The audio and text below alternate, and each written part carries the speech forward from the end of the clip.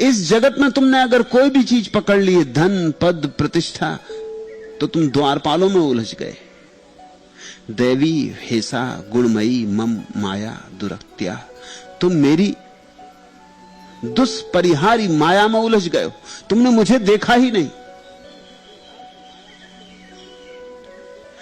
जो मेरी शरण आ जाता है, मामेकम ए प्रपंधते माया मेताम तरंतीते, वह इस माया से तर जाता है। तुम जरा मेरी तरफ देखो, कृष्ण कहते, मालिक की तरफ देखो।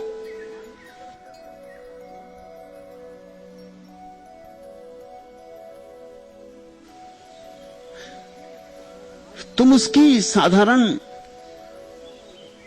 शक्तियों में उलझ गए हो।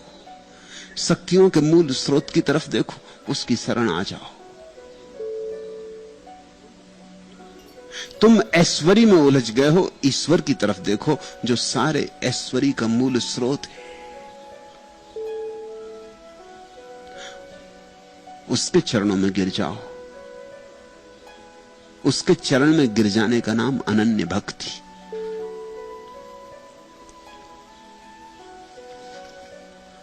लेकिन हम क्षुद्र में उलझे। हमारा प्रेम भी देह में उलझा है, हमारा प्रेम भी नाक नक्शों में उलझा है, हमारा प्रेम भी बड़ा दयनीय है, मगर हम वहीं अपना गुणगान किए रहते। सुनो, अब तो नाकामी ही तकदीर बनी जाती है, जिंदगी दर्द की तस्वीर बनी जाती है।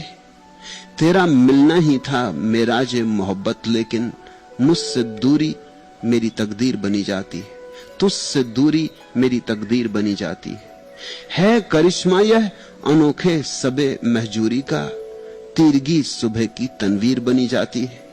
राहें मसदूद हैं, महदूद है दुनिया मेरी, जिंदगी हल्के जंजीर बनी जाती है।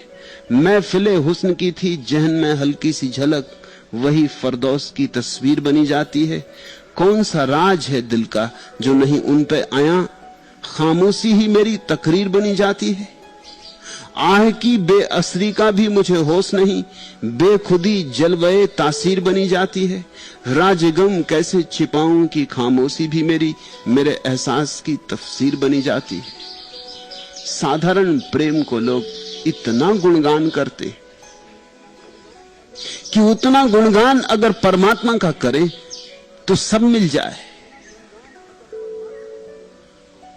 कोई किसी की आंखों का दीवाना हो गया है, कोई किसी के नाक नक्श का, कोई किसी के बालों के ढंग का, कोई किसी के बोलने की शैली का, कोई किसी की आवाज का, कोई किसी के चलने का, उठने का, बैठने का, कोई किसी के रंग का।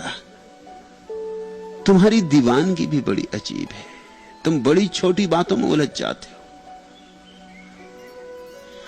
और नाक कितनी ही सुंदर हो और ओंठ कितने ही रस भरे मालूम होते हो, सब मिट्टी है और सब मिट्टी में ही गिरेगा और मिल जाएगा। सब मिट्टी से ही उठा है और सब मिट्टी में गिर जाने वाला है।